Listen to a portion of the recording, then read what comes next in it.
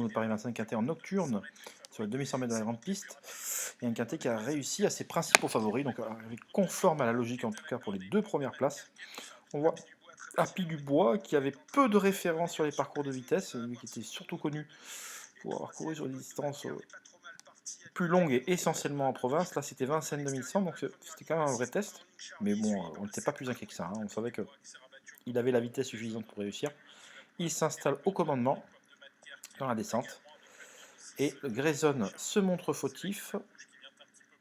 Donc du coup, Haute Côte de Nuit qui portait le numéro 1 et qui était finalement la favorite pour finir, eh bien, va pouvoir bénéficier du sillage de l'autre favori. Donc là, c'était vraiment le parcours rêvé, le scénario rêvé.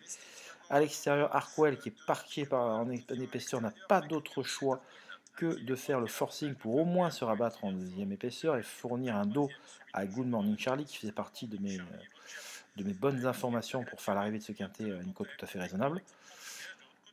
Donc voilà, écoutez, ce numéro 4 est en tête, Happy Dubois, Haute Côte de Nuit est dans son siège, Harkwell est en deuxième épaisseur, le nez au vent, Havana Paris entame un rapproché en troisième épaisseur, le nez au vent, et il ne va pas avoir d'autre choix que d'essayer de se rapprocher. Et elle ramène dans son siège Hermès Pat qui jusque-là a un parcours vraiment sur mesure, un parcours vraiment idéal puisqu'il se fait ramener dans la montée. Good Morning Charlie commence à se faire enfermer, Hip Hop de Matker commence à être malheureux puisqu'au fur et à mesure des relais et de la formation du wagon de la troisième épaisseur, il se retrouve vraiment à l'arrière-garde et constamment, enfin bien englué.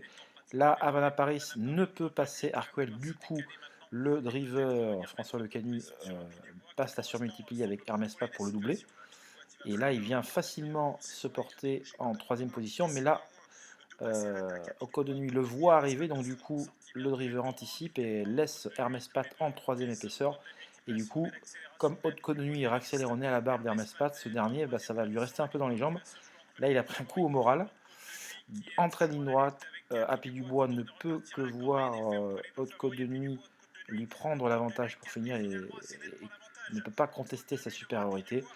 En retrait, Ella Diana, qui était la moins riche du lot, s'octroie une plaisante troisième place. Quant à Good Morning Charlie, après s'être sorti tardivement de l'emprise du peloton, il viendra prendre une très honnête quatrième place, montrant un net regain de forme après avoir été longtemps mis dans du coton, préservé après. Voilà, parce qu'il avait besoin d'un break profitable l'an dernier.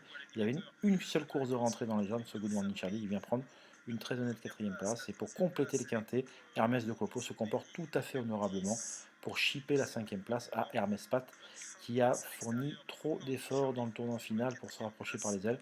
Et ça lui a un peu coupé les jambes pour finir, mais il se défend tout à fait honnêtement pour accrocher la dernière à l'occasion de ce quintet. Donc voilà, quintet qui a souri donc en grande partie à ses favoris, puisque les trois favoris ont terminé dans le quintet, premier, deuxième et cinquième.